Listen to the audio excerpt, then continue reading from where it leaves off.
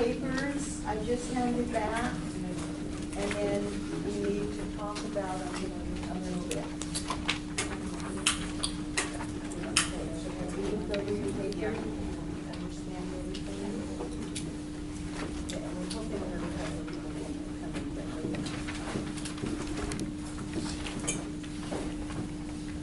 Okay, and Sandra, I need to get your backup stuff from you, because I haven't graded this. I don't grade this until I... Okay.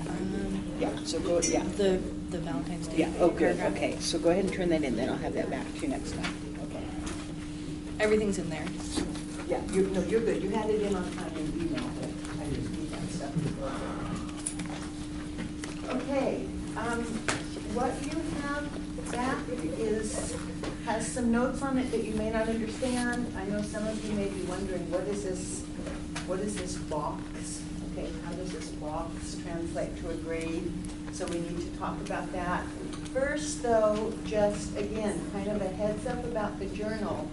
We're, as far as my schedule, we're at the end of the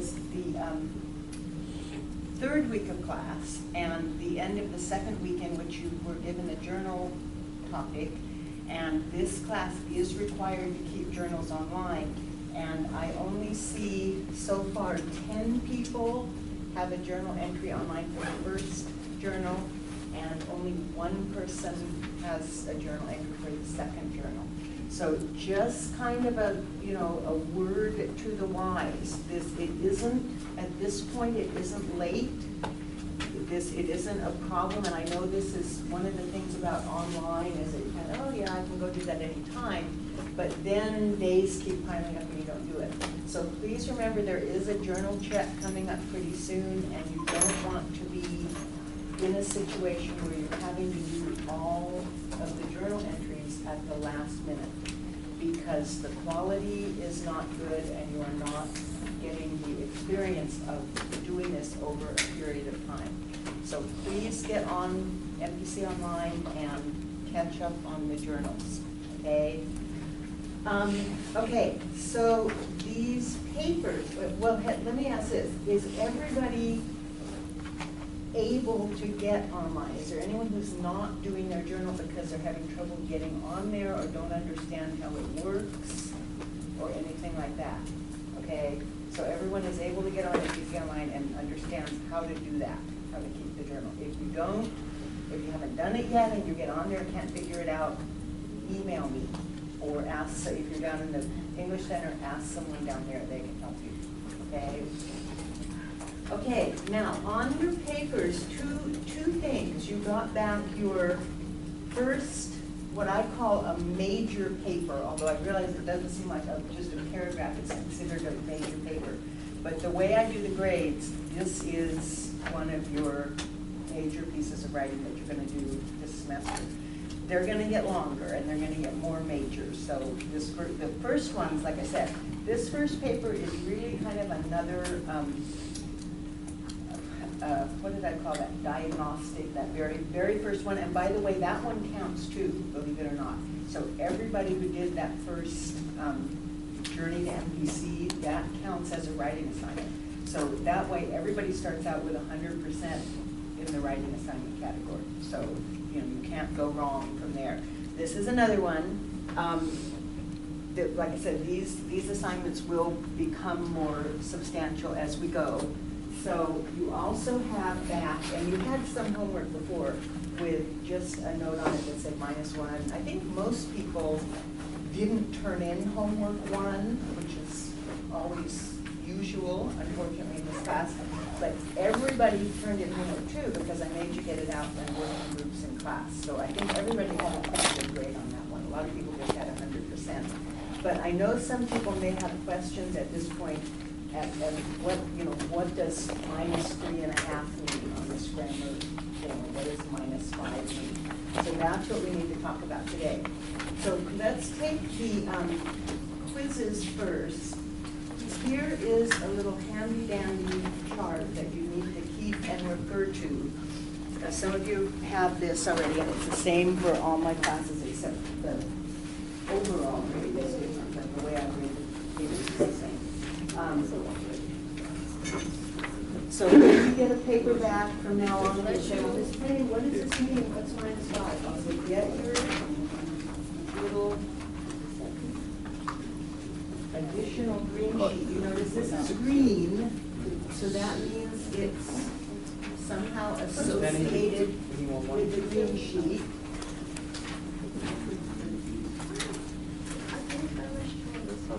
Okay, so remember I said that I skipped over the grading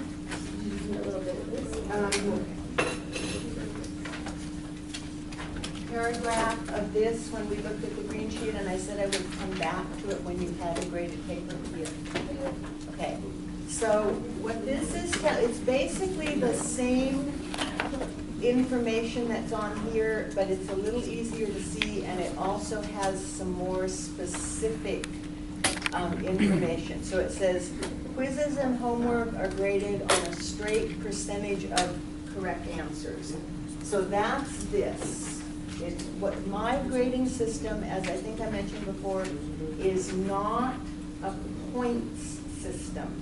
Someone is always asking me, how many points is this assignment worth? My grading system does not go on points, it goes on averages. The grade is, an A is a 4.0, just like it is in high school, or on your grade point average on your report card. But it's a little different from there down. In fact, it's quite a bit different from there down. So what happens here is, if I do everything, I convert everything to a 4.0 scale. Okay, so if you miss one on a quiz, if you have, this person has a -3.5 on the grammar quiz, that's a 3.4 in my grading scale. What does that mean if my grading scale is different? Because in your high school and even here at MPC, it goes like this. It's pretty obvious, okay? But this isn't the way it is here. It's much different, something like that, okay? Okay, so mine's a lot different. There's a very narrow scale of A. So that is right here. It's also on your green sheet, but that's right here. So it's only 3.8 to 4.0 that gets an A. A 3.4 to 3.7. So what this is it's kind of like a curve. It's an already created curve for everything. 3.4, 3.7 is a B with only a few people getting an A, okay? So this person who missed 3 would have gotten a B on this grammar quiz, if you're interested in letter grades. But I do that so that if you want to see what, I notice a lot of people take this and they write on there, this equals B, because they want to know what letter grade they're getting, okay? So that's what this is. And again, most people got 100% on this because we went over it in class. Some people weren't paying attention, so they missed some of the answers. So I wrote on their papers, please pay better attention while we go over work. Okay, so that's the quizzes and homework, -1, -2. That's what that means. Now, it also has your, kind of an easier way to get at this. What is Ms. Penny's attendance policy? Again, same thing as it says on the green sheet, no differences, but it's just a little easier to see out here. Okay, then now the paper and course grades. So your paper grades, if you look at this little box on here, it gives a grade. And for people who have had me before, I don't know if you can get his names here. For people who have had me before in reading, you'll notice this is a different box. It's the same idea, but it's a different things. So as I said here, you do get counted off for grammar in this class. So each one of these little guides, remember these little guides, this is where you need to get out that correction chart and kind of see what's going on here. Punctuation, hyphen, usage, word missing, okay? All that stuff is on that little white correction chart that I gave you. If you lost that, you need to get on the web, on the online and get it, okay? So this person, and this is what a lot of the grades look like in here. there's a full credit on the paper itself, okay? You got most people, some people kind of messed up, and if I did take off here, I tell you why over here, okay? So most people had 100% on the content and 100% on the description, which means on the response, which means you did a description paper the way we said to do it. But what's bringing you down a little bit from an A to A minus to a B plus, which is what this is your technical errors. And the reason I say technical here instead of just grammar is that this also counts, and we're going to talk about this a little bit too. Whoops, I don't mean to be showing Marquez. Well, he got a good grade on it, so we can show his name. Any yellow stuff that I have here is formatting, and we're going to talk about that today. Everybody has trouble. This business of why do these papers, why are the teachers so specific about this? There's a reason for that, and we'll talk about that. So it also counts for the format, grammar, anything like that. Anything that I made a little circle around. If this is kind of a half a circle when I go like that. That counts as an error. Okay? So what you have there is, let's see if we have another person's to look at. Okay, well this one, okay, that one, there you have 2 free technical errors.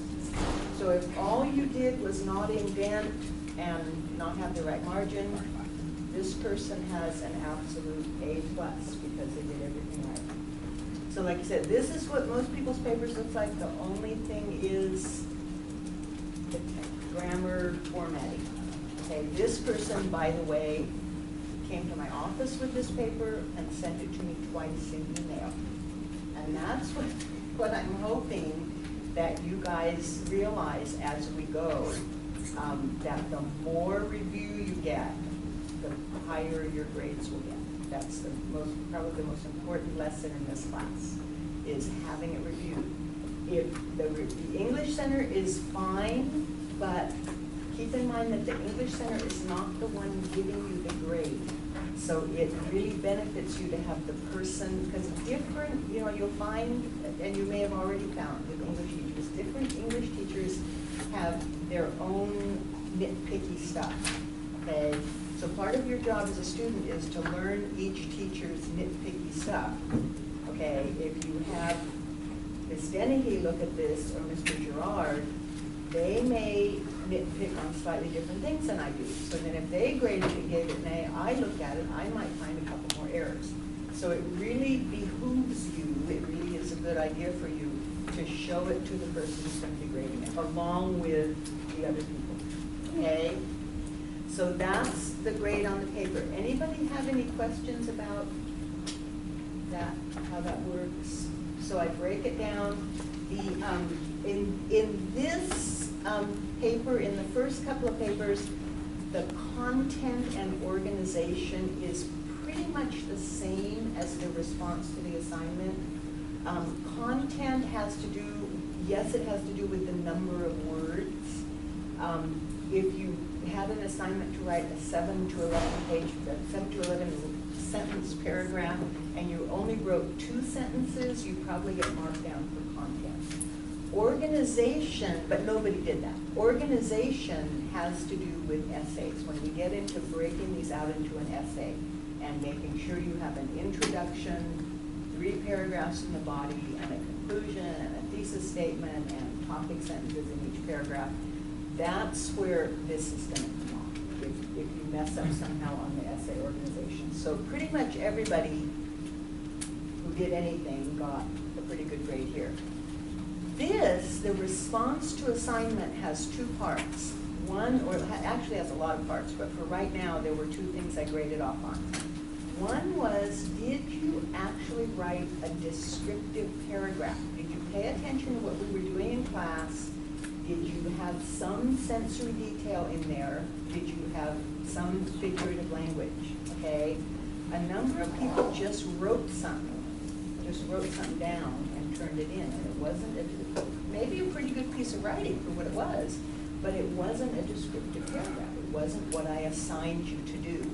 So that's one of the things that you get marked off on. The other place where people get marked off on this is if they don't have all the backup work, okay? So some people didn't turn the backup work in at all, which means that they didn't read the directions where it says, you will not receive credit for this assignment if all of this work is not attached. So we did have a handful of people, we always do, that didn't understand that yes, they had to follow the directions. They turned in a sheet of paper and maybe their worksheet, but no draft, no review, and they didn't get credit for this one, okay? So that is another part of it. Some people did not pay good attention to the questions down here. These questions are very important, and I want you to really think about answering them. I couldn't really take anything off of this person's because they said no, which isn't really a good answer. I think you really would have done something else if you had more time. But at least they answered the question. The problem is some people either skipped this question or they wrote yes, and then they didn't answer this question. So I took a couple of points off there. That's the other response to assignment, is whether this stuff is fully complete, okay? What I do when that happens is I will tell you if I took everything off, anything off, okay? So this person, again, had everything here. So I'm explaining, why there's some overall good response to the assignment, but some formatting problems and errors. So I pretty much, if I do take anything off here, there should be a note here that tells you why I did it. So if you have questions about that, come and ask me. Okay, does that make sense how my grading works? And then in just another week, because every 4 weeks, now I'm not keeping the grades online. You guys know that. Don't go online to look for the grades. Because for one thing, we're not doing everything online, and the way the grades work is, I'm not even grading the papers online. If I did assign a grade there, it automatically goes into the grade book. But the grade book is like this nightmare to set up, and I haven't gotten there yet. And if I give you something in class that's not online, I have to go in there and put it in. And right now, I'm having enough trouble learning the other parts of the MPC online. So what I do is, I do let you know your grade. Every 4 weeks, I give you a grade report, a printed grade report. So when you get that, you will see how this paper works in with the rest of your grade. So people who didn't get credit for it because you didn't do everything, at this point, if you got a 0 on this paper, it's not the end of the world, okay? But you have to do better on the next ones, okay? So like I said, these are the biggest part of the grade. One more thing that is new to some people, the pink sheet, okay? Some of you already know what this is. If you just, there's a gray area here, but I think over the years I have been pretty fair about who I allow to do a paper over and who I just give a 0 to. If somebody just typed something up and turned it in without any of the backup work, that says to me this person needs a little boost as far as paying attention to what they're doing.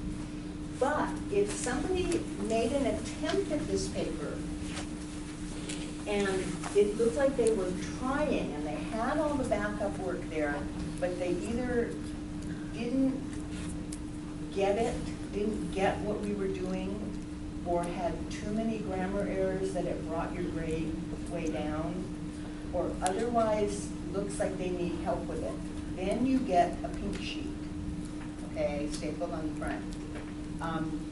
What this says is, and here's directions, okay? A lot of students come up to me with this and they say, Miss Penny, what do I do with this? And I say, well, you read the directions on it. Okay, that's always my first thing. Okay, you need some extra help with this assignment before it's graded. please bring this form and the attached assignment to your instructor's office anytime during office hours. So I want you to get some extra help with it. I know that my office hours are limited, okay? If you can't come during the office hours that are listed on the green sheet, talk to me in class, ask me if you can make an appointment, okay? I'm happy to make an appointment, but if you just come to my office at some other time that's not on the green sheet, I may not be there, or I may be there. Like today, I have an awards ceremony that I have to get ready for and be at, so I'm gonna have to say to you, sorry, I can't talk to you right now, I have to run off to this thing, okay? Or, and this may be easier for some people, only because in the English Center, there's somebody there all the time. So you can either come to my office, that's the first choice, because I want to try to help you with it, or take this form to the ESSC, okay? They will know what it is. It says Reading Center because I also use this for reading classes, but you guys should go to the English Center. Unless you are also in a reading class, then you can take it to the Reading Center too. But as you know, there's fewer people in the Reading Center than there are in the English Center. So it's probably easier to find somebody in the English Center. Okay, so bring anything that you've worked with, if it applies, your assignment sheet. They tell me a lot of times down there, so people come down and say, you know, I need help with this paper, and all they have is one sheet of paper. And what they're going to ask you is, you know what, I can't help you with this until I see what your instructor's assignment is. So be sure to bring the worksheet, any drafts that you have, and whatever else you have. Okay, everything's stapled on there right now. Then make the corrections. Just going down there and meeting with somebody isn't enough. You got to do the work again. Okay, you got to fix it. Have them initial it. I will not accept this without an initial. So this prevents people from just redoing it themselves and not really getting any help with it, in which case they're not really learning anything, and bringing it back. It has to have an English Center staff member's initial before I will accept it. And there's a due date. It's always a week from the day I give it back to you. Okay? So a handful of people have this on either the standard English exercise, what those, all people that have it for the standard English Center, those were standard English exercise, those were people who were not here the day we went over it. So I'm not just going to give them a bad grade, I'm going to let them go down or come over to my office and get help with it, okay? So the bottom line is, here's the reality of my grading system. And it says this on the green sheet. Okay. I was up really late last night doing another project, so I'm not able to talk today. What it says on the green sheet, and this is the time that we need to mention this, because it's really important. Students who fail my classes have usually failed to turn in work. So you can kind of see by the way I'm saying this here, unless you just didn't do something, okay, like turning in just the paper with no backup work, if it looks like you really made an attempt and you didn't get it, I will give it back to you to do over, okay? In other words, there's this grading thing here where these grades go down into the B's and C's. I usually don't give a grade, I usually don't give a -12 on a paper. If you're getting down in here into into this area, I'm going to give it back to you to do over, okay? But you have to do it, all right? So if you have any problem with something you're doing in here, get some help beforehand. But if for some reason it just looks like you didn't understand the writing assignment, I'm not just going to give you a 0. I'm going to give it back to you one of these and try to get help. Okay. So I know it's a lot of information. We won't spend this much time on what I call this housekeeping stuff as we get into the class, but that's the way my grading system works. like I say, people who don't fail this class, people who don't pass this class, it's not because you get bad grades on papers. It's because you don't turn them in to begin with, and a handful of people did not turn the first paper in, or it's because I give you one of these and you don't go get it fixed and bring it back. That's probably my biggest problem. I give it to somebody to do over and I never see it again. So you guys need to be, in which case your grade turns into a 0 on this. Does that make sense? So be aware of that. Okay. Any questions about that? Okay, one other thing that we need to talk about as far as the, let me get some of these papers back to people. As far as the format, well, let me wait and just use one of these. People who have a paper clip, it's not because you didn't staple it. I wouldn't have accepted it if it wasn't stapled. It's because I clipped on the back there, and I put the paper clip so you could see there was something extra. I clipped on the back. Again, I know you had one of these before, but you know, it may have gotten lost in all the other stuff. Your paper needs to visually look exactly like this. And some people seem to think that that's an option, but it's not, okay? What we're working here is what's called, and the standard English is part of this too. Has anyone ever heard this term, MLA format? Have you heard that before? Yeah, so you know what this is. This is the English teacher's rules, and it's not just MPC, it's not just me. This is, you know, we talked about this academic conversation in a sense that you are eventually going to have with other people in your major. The format has been established, and this is it, that allows everybody in every college around the country to present a paper and you're all looking at the same thing, okay? So you need to learn how to do this, and it needs to be correct. So people who, Sandra was one of them, and she's now fixed it. This is her draft. This was perfect paper, but no, not all this extra space here. So I told her, no, that's not right. And sure enough, now it's right, okay? You can put whatever you want up here. Actually, I have to say my one is just pretty simple. Technically, yes, MLA wants your name, the teacher's name, the class name, and the date. So you can do that if you want, but I only really require this. And different teachers are going to require different things up there. There's one guy here that he teaches 1A and 2. He wants the section number, the paper name. So it's like his is all the way down here before you start the paper.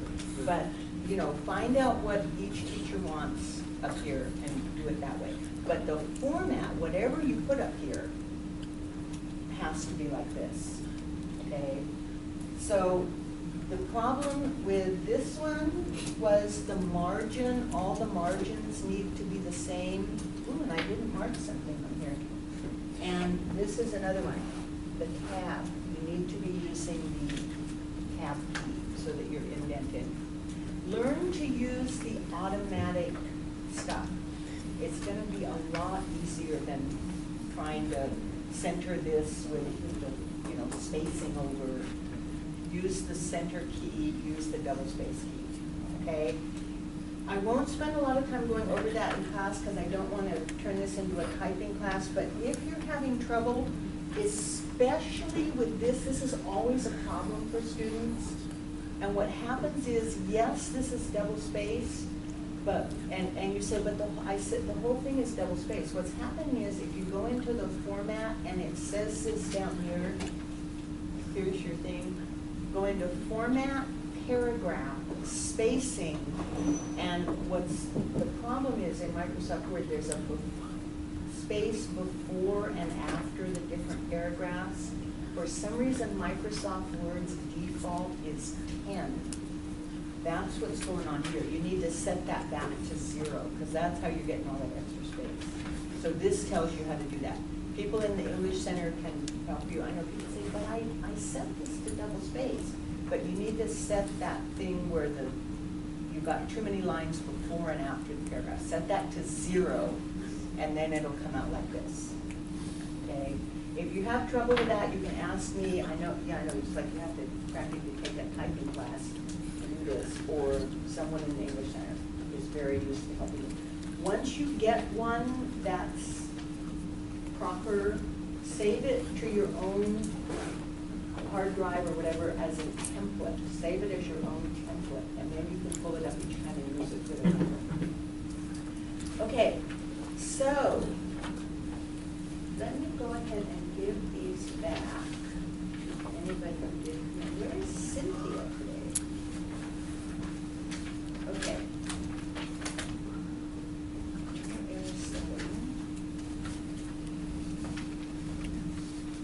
Now, another thing I want to say, again, this is all just like what I call housekeeping stuff.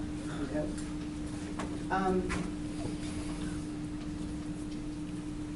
About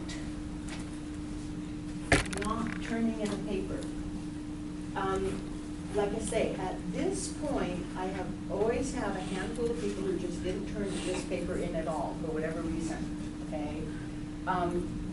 The way the grades are in here, like I said, there are 5 parts of the grade. Attendance, your labs, is because that's a 0-unit class, your grade has to be reported somewhere, so that goes into this. All homework and quizzes, and all writing assignments. So we've already had 2 assignments that go into this 4th category. Just so you know, over the semester, I think in this class we will have 11 total of those. Okay, so homework and quizzes, there's like 40. So like I say, if you miss one pop quiz, it's probably not even going to affect your grade. Okay, if you miss one pop quiz, you get pretty good grades on everything else. You'll probably still get an A in this part. But as you can see, if you only have 11, maybe 11 or 12 of these, if you miss one, you're probably still okay as far as getting a passing grade in this category. Everybody follow what I'm saying? And this is something that students sometimes do consciously, especially toward the end of the semester. You think, okay, I got so much stuff to do, I'm gonna have to, and I have made this decision myself before, and I don't like to do it, but say, you know what, I am not going to get this stuff done. So I have to look at my grades, look at my grade point average, and say, okay, if I don't turn in this one paper, I will get a B in this class instead of an A. How does that balance out against doing that paper and then not being able to do stuff in my other classes? You guys have to make that decision, okay? So I'm making the decision to take a B in a class by not turning a paper in. But if you miss more than 2 papers, you're going to see a drop in your grade. So like I said, I'll give you your grade sheets. I'm not concerned about the 5 or 6 people who did not turn a paper in at all at this point, because maybe that was their decision. Maybe they had some crisis. Maybe they just didn't do it. But if they consciously decided, I can't turn this paper in, you're going to have to watch your grade, and you can't make that decision very many more times, is the point, okay? But it does sometimes happen that the student just says, okay, I'm going to have to take this cut in my grade consciously. Does that make sense? But just be aware, you can't keep doing that. Let's see what I was going to say. Oh, along with that, the late papers that are turned in late, if you want, on the day the paper is due, it needs to be either up here or submitted online. If, like Sandra wasn't here, she submitted it online before the deadline thing, she brought me the rest of the stuff. That's fine. You can do that. If you're not here, I do have to have it. And that's one nice thing about the online. Did anybody try to submit the paper late? Because it cuts it off. It says, sorry, you can't submit it anymore. It's too late. Okay? If you're doing it there, you need, so that's good, because then I can tell that you didn't wait and say, oh, I'll work some more on this and turn it in 24 hours late. Okay, so do it there, bring the rest. I won't grade it until I get the rest of the stuff. okay? Does that make sense to everybody about the importance of, you know, making your decision? And it is, sometimes you have to make that decision. Okay, so where are the people? Gia, does anyone know, the lady that sat over there, does anyone know her, Gia Soydan? I think she was sitting between Mickey and Angel. Is she coming back? I don't know, she didn't say anything to me, and she's been gone a couple of times. Okay, last semester, when I had this class last semester, I don't know what it was, but after the first paper, I don't know whether it was me or the assignment or the time or what, but after the first paper, half the class just disappeared. It was weird. I mean, it was like all these people just vanished. So this time, I'm glad that so many people did turn paper in. But it always happens to some extent. But last semester, it was bizarre. I mean, in a way, it turns out well for me because I can work better with people one-on-one, and we have, you know, I have all kinds of great papers and stuff, but it was just bizarre. I don't know, I've never had that happen where half the class just disappeared like that. Okay, so enough of this stuff.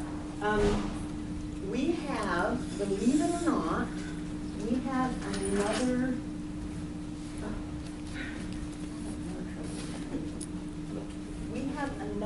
grammar lesson today. This one is because we're going to have a grammar lesson every Thursday. Now this one is actually related to the one we did the other day. So the introduction of it is going to go pretty quickly, and we're going to do the same thing. I'll try to get it, you know, give it to you to work on so that you can be working on it and then take a break, and then we'll come back and look at our narrative assignment after that. This is spelling. This grammar lesson is called spelling. And just like the standard English one, I'm less concerned about everybody suddenly being able to spell every word in the world correctly than I am about just kind of giving you a heads up as to some of the spelling errors that tend to crop up the most often in students' papers. And again, weirdly enough, I mean, I know a lot of you say to me or, you know, to yourself, oh yeah, I know I have trouble with spelling, I've got to work on that, okay? The problem is that there are some things that you're doing for reasons similar to the standard English, like that pronunciation could have.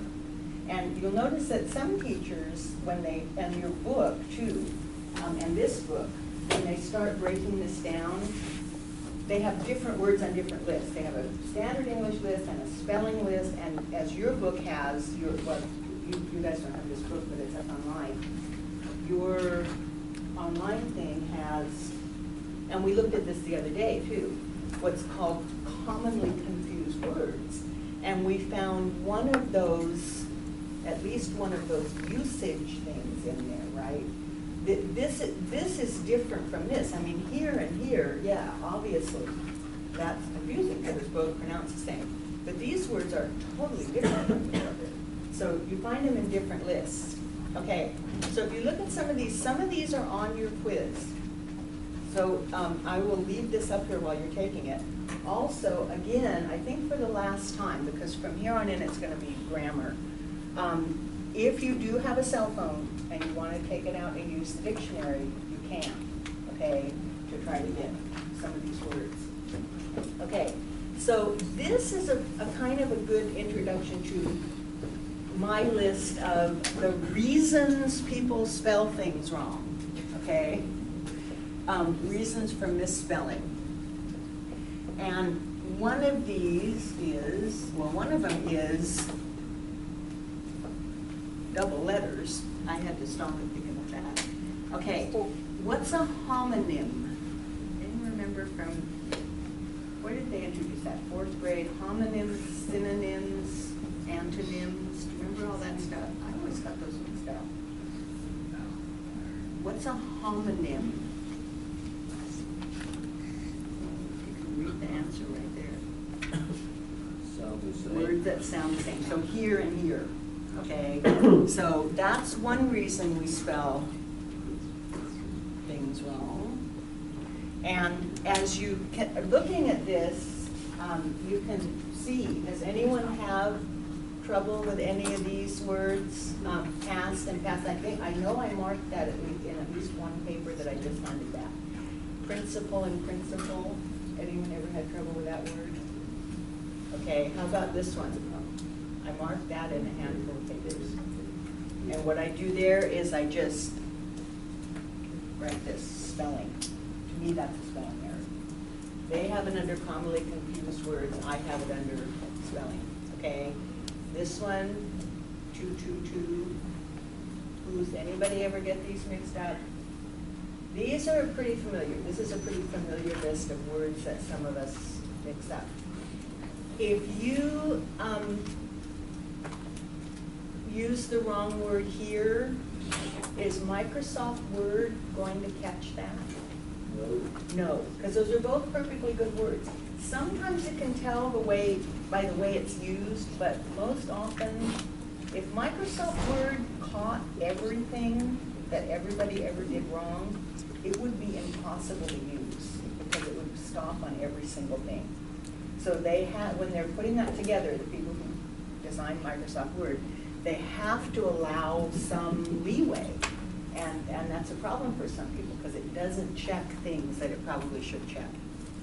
Okay, so this type of words, and this doesn't have it in any real order, but it's a good example of a lot of them. 222, who's. There are ways you can double check those. You've probably heard some of them. If you say,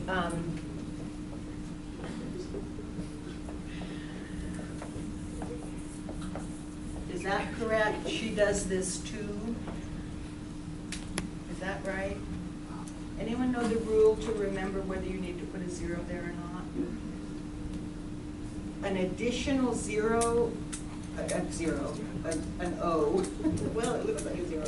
Means also. You also need to put another zero or O in the word to if you mean also. So there are these little things. You've heard I before E except after C. Everybody's heard that. That doesn't always work, by the way. Okay, so there are these little cute things that you can remember. Principal and principal. Anyone know the little rule for that? A principle is a guideline. I am following these principles. A principal is a person in charge of something, like a school principal. The way we were taught that, we said the principal is your pal. That's how, and I still remember it that way. That's a person. A principal is a person. It can also be a main thing, like the principal idea here. So it's, you can find these little cute little things to try to remember some of this stuff. But it's not easy. And like I say, I'm not expecting everybody to suddenly start, if you've had trouble with these words, to suddenly start doing it right. Okay, so that's one reason for misspelling, these words that sound alike. Okay? Another reason is words that look alike, that don't sound alike, but just look alike. And those are words like this. Do those two sound the same? This is dessert. And how do you pronounce this one? This is desert. Unfortunately for you guys, there is also